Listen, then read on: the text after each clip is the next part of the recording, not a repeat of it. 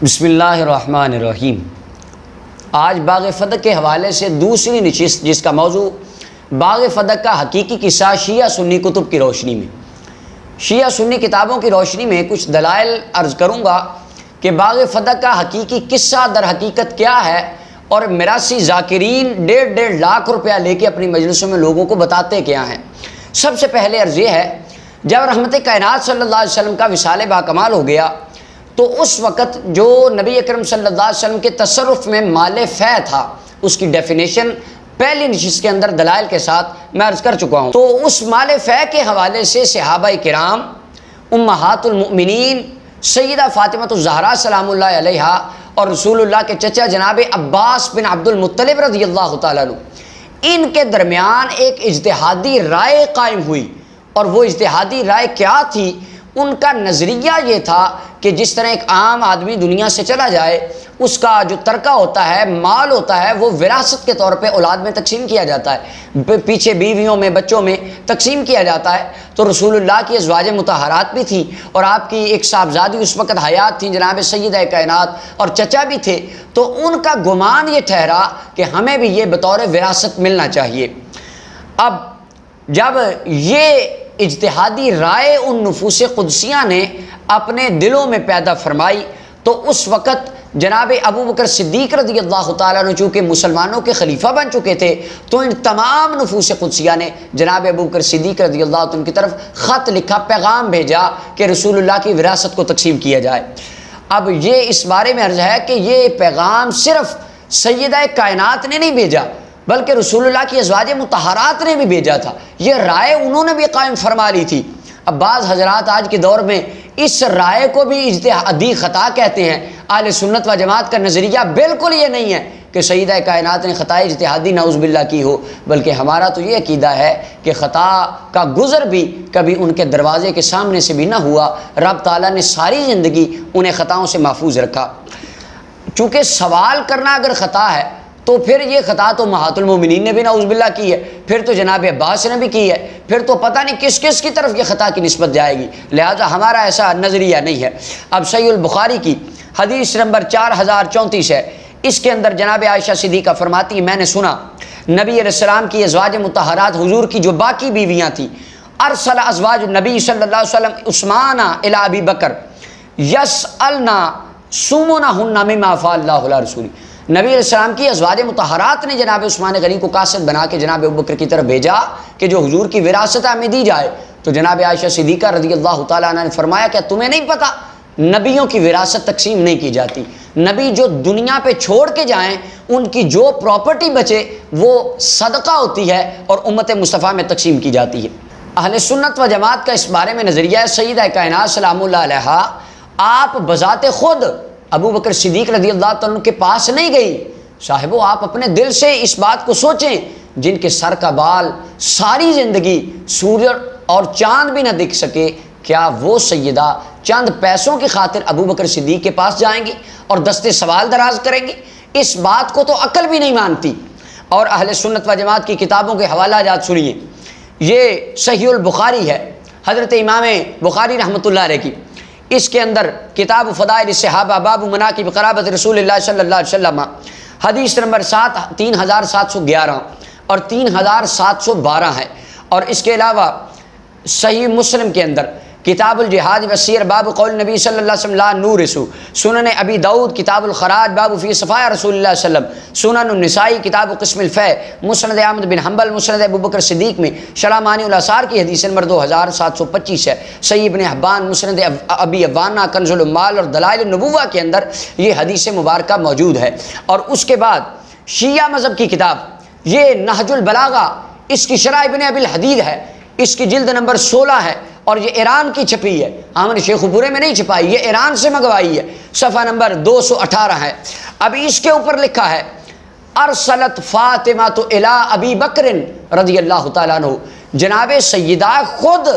ابو بکر صدیق رضی اللہ عنہ کے پاس نہیں گئی، بلکہ انہوں نے پیغام بھیجا، ایک قاصد بھیجا، خط لکھا جناب ابو بکر کے پاس۔ اور خط کیا لکھا، اس خط کا مضمون کیا تھا؟ صحیح بخاری حدیث نمبر 3711 میں ارسلت الی ابی بکر، جناب فاطمہ نے پیغام بھیجا جناب ابو بکر کو، تسألہ میراثہا من النبی صلی اللہ علیہ وسلم،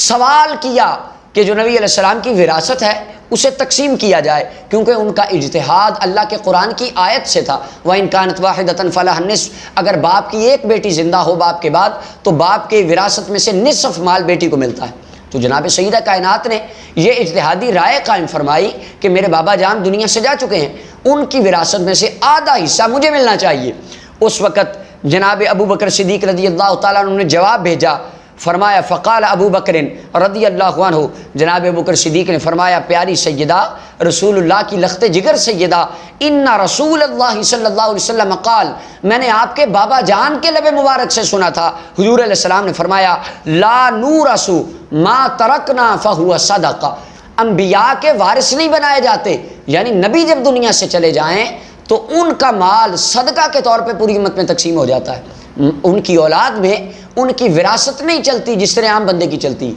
بعض احکام ایسے ہوتے ہیں جن میں نبی خاص ہوتا ہے، امتی عام ہوتا ہے، جس طرح اللہ کا قرآن فرماتا ہے فَانْكِحُوا مَا طَابَ لَكُم مِّنَ النِّسَاءِ مَثْنَىٰ وَثُلَاثَ وَرُبَاعَ، اللہ فرماتے ہیں اگر تمہارے پاس استطاعت ہے تو تم 2، 3 یا 4 نکاح کر سکتے ہو۔ تو قرآن مجید نے 4 نکاحوں کی اجازت دی، جبکہ نبی علیہ السلام اس حکم سے مستثنیٰ ہیں۔ اللہ کے نبی علیہ السلام کے نکاح 4 سے زیادہ تھے، یہ حکم امتیوں کے لیے ہے، نبی کے لیے نہیں ہے۔ ایسے ہی جو وراثت کا حکم ہے یہ لوگوں کے لیے ہے، نبیوں کے لیے نہیں ہے۔ تو جناب ابو بکر صدیق رضی اللہ تعالیٰ عنہ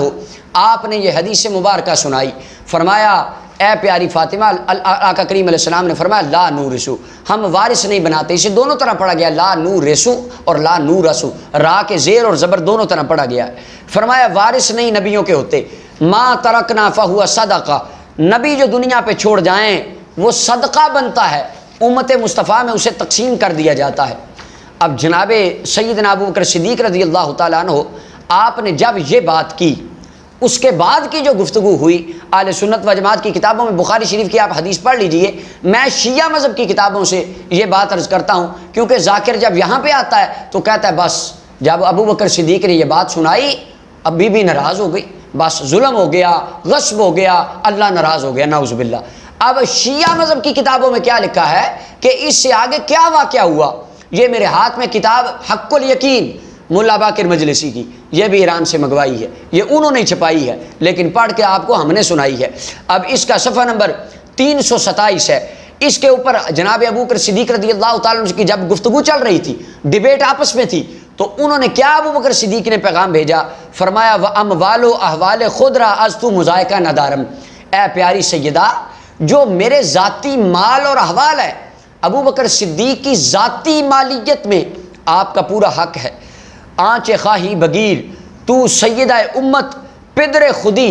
آپ نبی اکرم صلی اللہ علیہ وسلم کی بیٹی ہیں اور امت کی سردار ہیں، وشجرہ طیبہ از برائے فرزندان خود، اور اپنی اولاد کے لیے آپ ایک شجرۃ طیبہ کی حیثیت رکھتی ہیں، انکار فضل تو کسی نمی توانت کرد، آپ کی فضیلت کا انکار دنیا کا کوئی آدمی نہیں کر سکتا، وحکم تو نافذست در مال من، اور آپ کا حکم تو ابو بکر صدیق کے ذاتی مال میں بھی نافذ ہے، اگر آپ چاہیں تو میرے ذاتی مال سے جو چاہیں لے لیں، ہمیں رب نے جو عطا فرمایا آپ کے بابا جان کے صدقے عطا فرمایا۔ یہ تھی وہ میٹھی بھری باتیں، اور جب جناب ابو بکر صدیق رضی اللہ تعالیٰ نے یہ بات کی تو صحیح بخاری کے الفاظ ہیں، آپ نے فرمایا والذی نفسی بیدہ لقرابۃ رسول اللہ صلی اللہ علیہ وسلم احب الی من ان اصل قرابتی، اے سیدہ فاطمہ مجھے اپنی سگی اولاد سے زیادہ رسول اللہ کی اولاد اچھی لگتی ہے، اپنے سگے بیٹوں سے زیادہ مجھے آپ کے بیٹے اچھے لگتے ہیں۔ جب آپ نے یہ محبت بھری باتیں سنائیں تو اس کے بعد یہ شیعہ مذہب کی کتاب نہج البلاغہ کی شرح ابن ابی الحدید شرح ابن میسم ہے، اس کی 5ویں جلد ہے، صفحہ نمبر 107 ہے، یہ بھی ایران کی چھپی ہے۔ اس کے آگے جناب ابو بکر صدیق نے فرمایا اے پیاری سیدہ آپ کی عظمت بڑی ورا ہے، وَذَلِكَ أَنَّ لَكَ مَالِ أَبِيكَ، آپ کو میں وہی مال دوں گا جو رسول اللہ اپنی زندگی میں دیا کرتے تھے، باغ فدق کی جتنی آمدی نبی علیہ السلام آپ کو دیا کرتے تھے این اتنی آمدی ابو بکر صدیق بھی آپ کو دیا کرے گا۔ اور آگے آپ نے فرمایا کان رسول اللہ صلی اللہ علیہ وسلم یاخذ من فادق قوتکم، حضور علیہ السلام آپ کی روزی کے جتنے پیسے آپ کو دیتے تھے وہ میں بھی آپ کو اتنے دوں گا، اور باقی جتنا حضور تقسیم کرتے تھے میں بھی عین اسی طرح تقسیم کیا کروں گا۔ وَلَكِ عَلَى اللَّهِ أَنْ أَصْنَعَ بِهَا كَمَا كَانَ يَصْنَعُ، اور اللہ کی قسم اٹھا کے میں کہتا ہوں میں عین اسی طرح معاملات کروں گا جس طرح آپ کے بابا جان کیا کرتے تھے۔ فَرَضِيَتْ بِذَلِكَ، اب یہ جملہ پھر سنیے گا، فَرَضِيَتْ بِذَلِكَ، اور یہ جملہ میرا نہیں ہے، شیعہ عالم کا ہے۔ وہ کہتا ہے جب ابو بکر صدیق رضی اللہ عنہ یہ بات کی، جناب سیدہ فاطمہ اس جملے پر راضی ہو گئی۔ جب یہ جملہ سنا تو آپ راضی ہو کر جناب ابو بکر صدیق رضی اللہ عنہ سے واپس گھر چلی گئی، اور رافضی 1.5 لاکھ لے کے 2 دن کی مجلسیں پڑھنے والے وہ کہتے ہیں نہیں جی بس وہ غصب ہو گیا، ناراض ہو گئی، وہ ظلم ہو گیا۔ اب یہاں پر رافضی ایک اعتراض کرتے ہیں، کہتے ہیں دیکھیں جی یہ جو حدیث مبارکہ تھی، یہ حدیث تو جناب ابو بکر صدیق رضی اللہ تعالیٰ عنہ نے نعوذ باللہ گھاڑ لی، یہ حدیث اور تو کسی نے سنی نہیں تھی، یہ انہوں نے خود ہی سے گھاڑ کے سنا دی، اور بس سیدہ فاطمہ پاک کو انہوں نے باغ فدق نہیں دیا، انہوں نے ظلم کر دیا، خود گھاڑ لی تھی۔ اب سوال پیدا ہوتا ہے کیا واقعی جناب ابو بکر صدیق نے یہ وراثت والی حدیث خود سے گھڑی تھی، کسی نے نہیں سنی تھی؟ اہل سنت و جماعت کی کتابوں کے حوالے میں بعد میں عرض کرتا ہوں۔ سب سے پہلے یہ میرے ہاتھ میں اصول کافی ہے،